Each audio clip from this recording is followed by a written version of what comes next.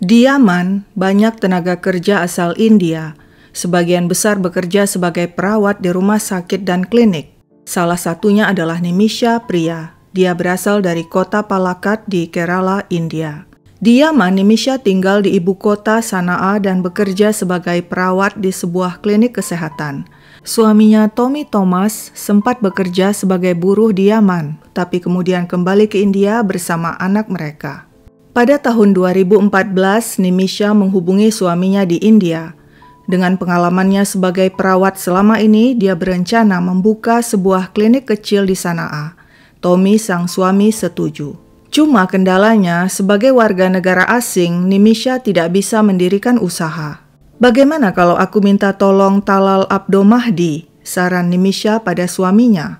Tommy sebenarnya tidak terlalu ingat Talal. Dulu pernah sekali dia bertemu pria pemilik toko pakaian itu. Selebihnya dia tidak tahu apa-apa tentang pria itu. Tapi jika istrinya yakin dengan Talal, tidak masalah.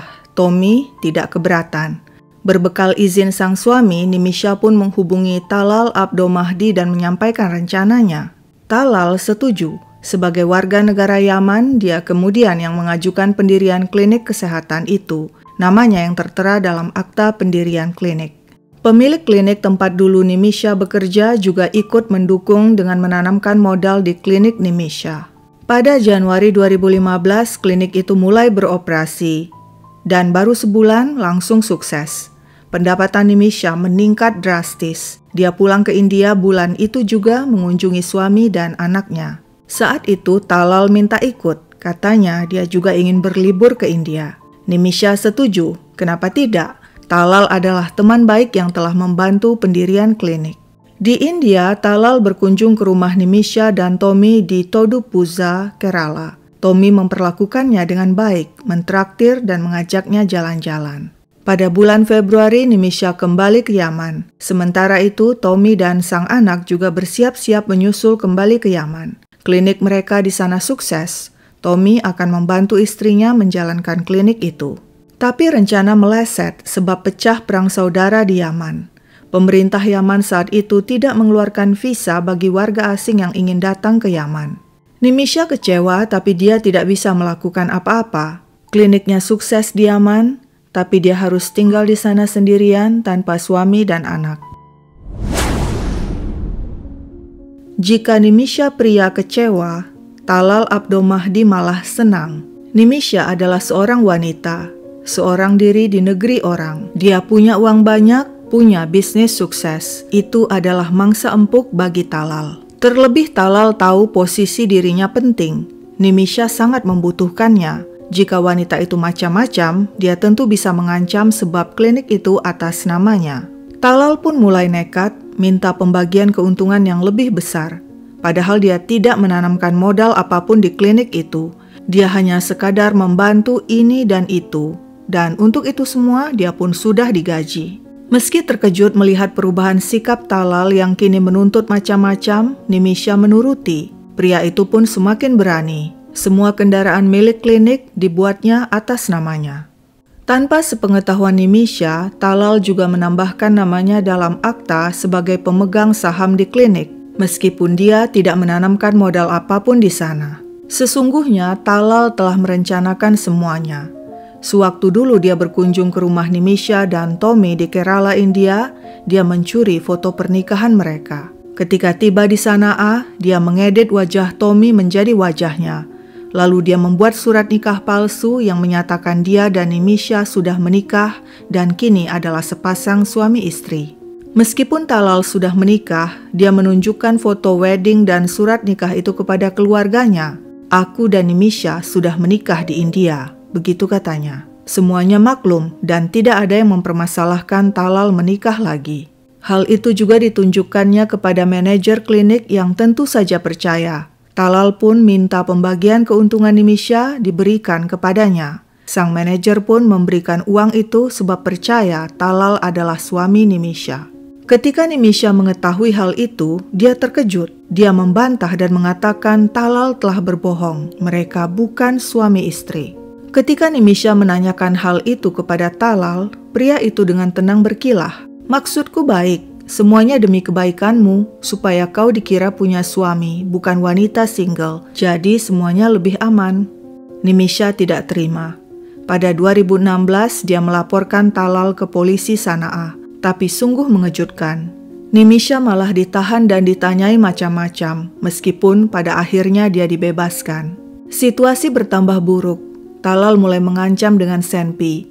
Dia berhasil menyita paspor Nimisha agar wanita itu tidak bisa kabur dan tetap di bawah kuasanya. Di depan staf di klinik, Talal tidak segan membentak dan meludahi Nimisha. Talal juga memaksa Nimisha tinggal bersamanya dan mencoba melakukan hal tidak senonoh padanya. Dia mengawasi setiap kali Nimisha bertelpon, sampai-sampai Nimisha memiliki 22 kartu SIM karena setiap kali dia ketahuan menelpon dengan ponselnya, Talal akan menyita kartu SIM-nya dan terpaksa diam-diam Nimisha membeli kartu SIM baru.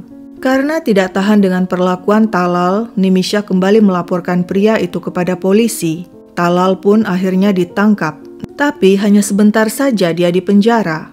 Dan sekeluar dari penjara, pria itu kembali meneror Nimisha. Nimisha ingin lepas dari pria itu, tapi bagaimana caranya? Pria itu menahan paspornya. Masalah Nimisha itu diketahui seorang sipir penjara. Sang sipir yang sering berobat ke klinik milik Nimisha tahu Talal adalah pria begundal. Dia sudah sering keluar masuk penjara akibat aksi penipuan. Dia juga pemakai narkoba. Pria itu tidak pernah takut, tidak pernah jera.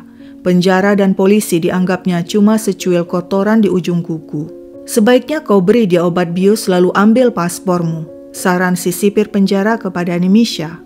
Nimisha menuruti saran itu dan di suatu hari di bulan Juli 2017 ketika Talal sedang teler memakai narkoba, Nimisha menyuntikkan obat bius yang diambilnya dari klinik ke tubuh pria itu. Tapi sial, suntikan itu tidak berefek apa-apa sebab dosisnya kurang bagi Talal yang sudah biasa memakai narkoba.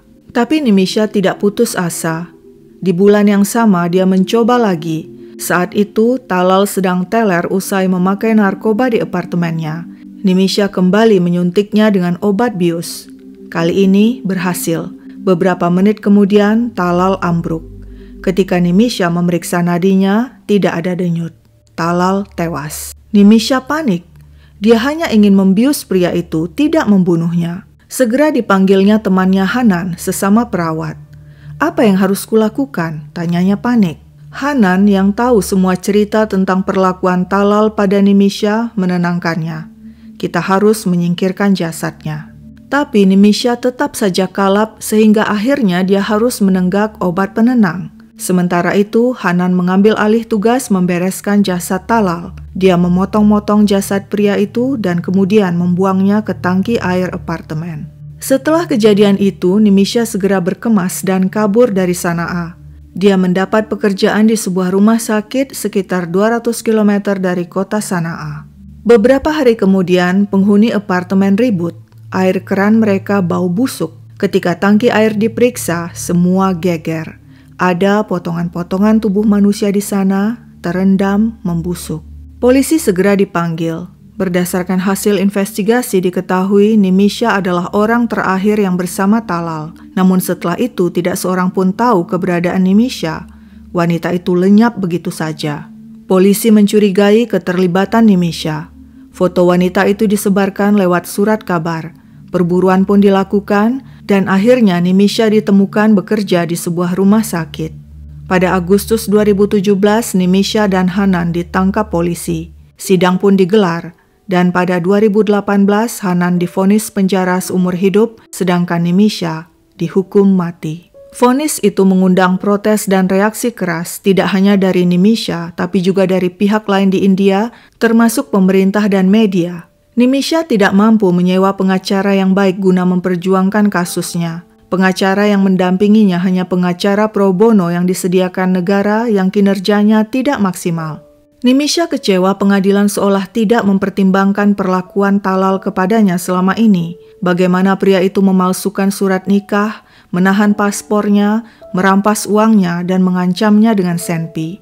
Juga tidak dihadirkan saksi-saksi yang bisa meringankan Nimisha dan mengetahui tentang perlakuan Talal selama ini kepadanya. Nimisha tidak pernah berniat membunuh Talal. Dia hanya ingin mengambil paspornya dengan cara membius Talal yang berujung naas dengan tewasnya pria itu. Pemerintah India sebenarnya sudah turun tangan dan menyiapkan seorang pengacara handal dari India untuk membantu Nimisha. Namun akibat COVID-19, pengacara itu batal datang ke Yaman. Nimisha hanya berharap keluarga Talal mau memaafkan dirinya dengan cara membayar uang darah atau diat. Telah disampaikan penawaran uang diat senilai 1 miliar rupiah. Namun pihak keluarga Talal belum memutuskan mereka mau menerimanya atau tidak. Uang diat itu nantinya diharapkan bisa dikumpulkan dari para donor sebab keluarga Nimisha tidak memiliki uang sebanyak itu. Di India, sang suami Tommy hanya bekerja menarik bajai di Kerala untuk memenuhi kebutuhan sehari-hari.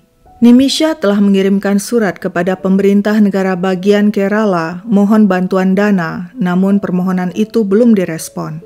Sehubungan dengan kasusnya itu, Nimisha telah mengajukan banding dan pada Agustus 2020, Pengadilan Yaman mengabulkan banding itu dengan menunda sementara hukuman mati. Pengadilan memberikan kesempatan pada pihak Nimisha untuk melakukan negosiasi uang darah dengan keluarga Talal. Hingga kini, Nimisha masih menunggu keputusan dari pihak keluarga Talal. Hanya uang darahlah yang bisa menyelamatkan nyawa Nimisha dari hukuman mati. Sekian dulu ceritaku, sampai jumpa kapan-kapan.